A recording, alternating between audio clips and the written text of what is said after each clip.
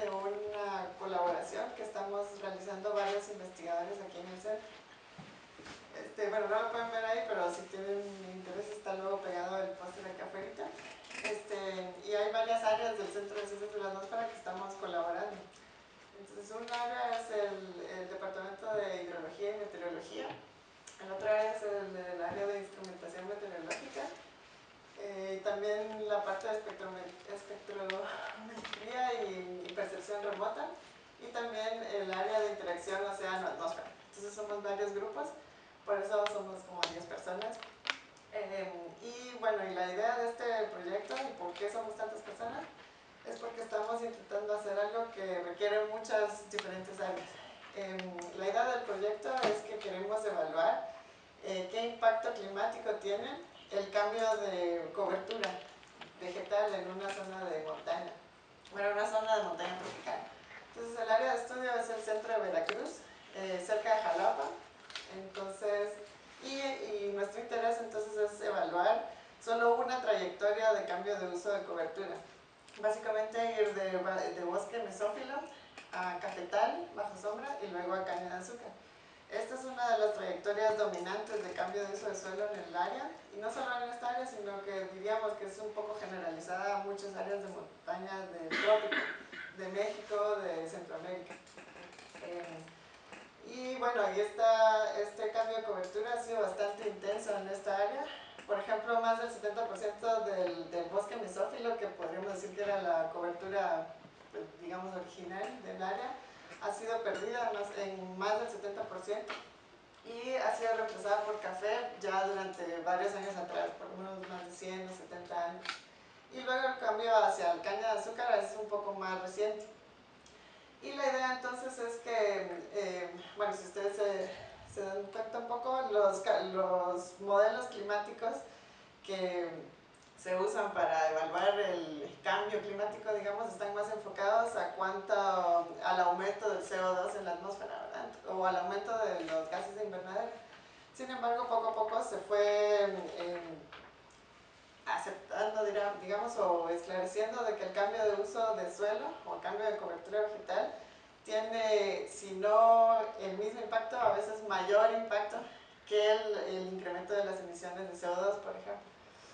Entonces, el problema es que la cobertura vegetal, digamos, o la cobertura de la superficie terrestre, en los modelos climáticos que se usan para, por ejemplo, el IPCC y otros, que son de escala global, casi siempre prescriben o toman como estático la cobertura vegetal. Entonces las climatologías y todo toman a la cobertura vegetal como que es única y no se mueve en el tiempo.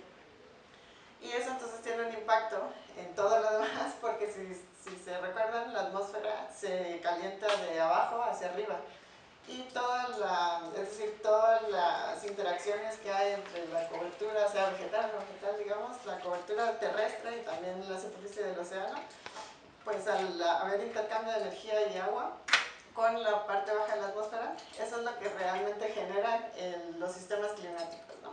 Entonces la idea es que si nosotros quisiéramos evaluar el impacto que tiene, o sea, el impacto climático del cambio de esta cobertura, necesitamos ir un poco como hacia atrás, no usar un modelo que de por sí estaba basado en que la cobertura es estática, sino que tenemos que ir de primero a medir básicamente al campo el balance de energía.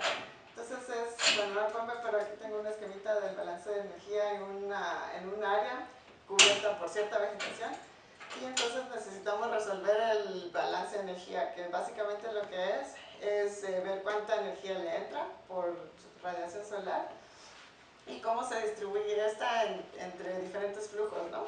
Hay un flujo de calor hacia el suelo, y luego también hay dos flujos de calor turbulento, que son los que al final de cuentas calientan la atmósfera de abajo hacia arriba, y son los que generan turbulencia y movimientos de energía, de momento y de agua, que son los que al final de cuentas son los que impactan en la capa de mezcla, así se llama, la capa de mezcla, y también la capa de convectiva, y son los que al final de cuentas, desde esta microescala hasta mesoscala, generan convección y nubes y todo el sistema climático, ¿no? Entonces necesitamos resolver estos dos flujos de calor turbulento, que es el calor flujo de calor sensible, que es básicamente lo que se siente, o sea, lo que calienta el aire, lo que podemos medir como temperatura del aire, y el flujo de calor latente, que es básicamente la energía que se usa para evaporar el agua, ¿sí? Entonces ese es el intercambio de agua hacia la atmósfera, de la superficie hacia la atmósfera. Y para eso entonces nosotros instrumentamos 3 sitios, uno de caña de azúcar, uno de café bajo sombra y un remanente del bosque mesófilo. Y lo instrumentamos con todo lo que se pueden imaginar que se puede instrumentar para medir estas cosas. Entonces, bueno, tuvimos que medir el balance de radiación, los flujos turbulentos de calor los medimos con una técnica que se llama covarianza de Eddy. También pusimos unas placas de calor en el suelo para medir el flujo de calor en el suelo. Y bueno, esto en el cafetal y en la caña de azúcar. Ahora en el bosque, como es mucho más alto, no pudimos poner una torre porque los flujos de calor turbulentos se miden sobre la superficie de la, como que dice, sobre el dosel. No se puede medir ni adentro del volumen de la vegetación ni debajo, bueno, porque claro que lo que medimos es el intercambio de agua y energía en la superficie de la cobertura, ¿no? Entonces, como no lo podíamos hacer así en el bosque, entonces tuvimos que compartimentalizar aún más los flujos, y lo que hacemos entonces es medir directamente la transpiración en la vegetación dominante con una técnica con la que medimos el flujo de savia, y luego podemos resolver entonces cuánta agua básicamente transpira todo el bosque al escalarlo. Y bueno, entonces con todas estas mediciones lo que hacemos es medir ciertos parámetros que son básicamente unos parámetros clave que, digamos, describen el intercambio que hay entonces de energía y agua de estas 3 coberturas, para luego estos parámetros, y se llaman así parámetros porque se meten en modelos numéricos, ¿sí? Por eso se llama parametrizar modelos numéricos. Cuando nosotros, bueno, pasamos un año, este año, básicamente midiendo en diferentes épocas del año para poder caracterizar estos parámetros en 3 diferentes etapas, o digamos estaciones. En enero, que es la estación seca-fría, luego en marzo y abril, que es la época seca-cálida, y en julio y agosto para describir la época lluviosa-cálida. Entonces esto lo hicimos para tener estos parámetros del balance de energía de esos tres sitios. Y también durante estas campañas hicimos 2 mediciones que son muy importantes para describir entonces la atmósfera baja en esta región. Y lo que hicimos fue medir perfiles de temperatura, de humedad relativa y de la velocidad del viento con un globo cautivo meteorológico que está ahí. Y lo que hace básicamente es un globo aerostático, y entonces lo lanzamos durante 4 veces al día por varios días durante estas 3 épocas, bueno, durante las últimas 2 épocas, perdón, para describir entonces la dinámica de la atmósfera baja, porque con esto entonces podemos tener perfiles que nos van a ayudar luego a validar el modelo, que ahorita les voy a explicar. También medimos con un seilómetro, que es básicamente un radar, un LIDAR que está viendo hacia arriba, y esto está midiendo continuamente. Entonces tenemos mediciones de la altura de las nubes, o es decir, la altura la altura de condensación del agua, ¿no? Donde se forman las nubes. ¿Y por qué necesitamos estas 2 cosas? Para describir entonces para describir la atmósfera baja con la cobertura actual, digamos, del mosaico que hay en el sitio. Entonces ya en la siguiente fase, ahora sí, con estos parámetros que medimos en el campo, es decir, que no los sacamos de la literatura o que no nos vino de Estados Unidos o de otro lugar, entonces con esto ya lo podemos meter en este modelo. Y el modelo que vamos a usar se llama WRF, es un modelo numérico de mesoescala, y este modelo se usa para hacer pronósticos del estado del tiempo.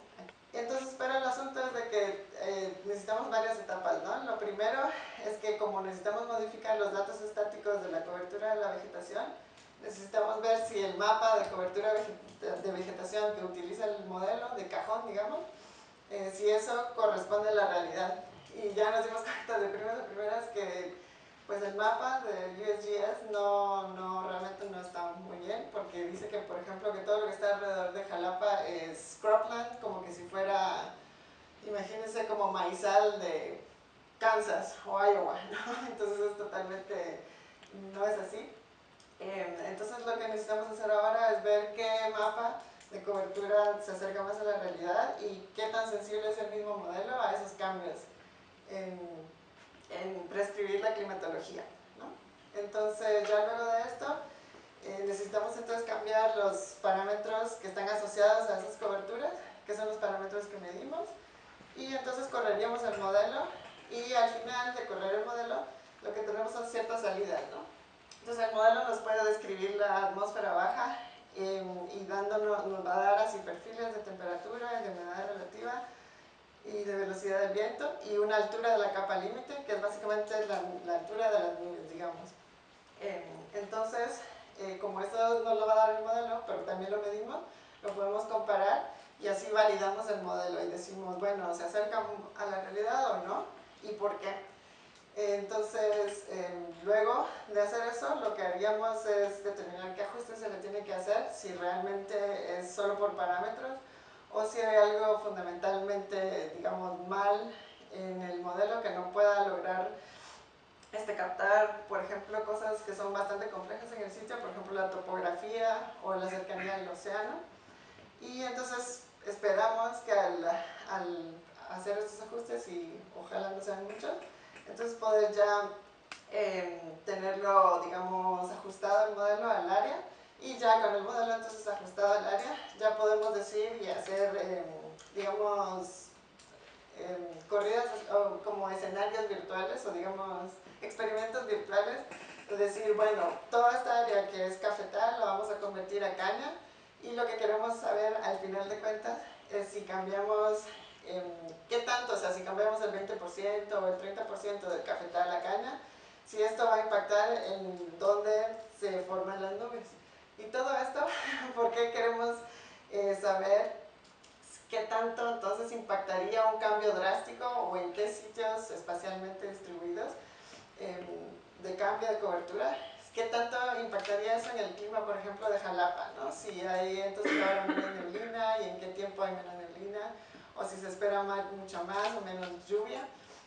Entonces esto solo lo podemos hacer con un modelo, pero claramente ajustado al sitio y validado también con datos de campo.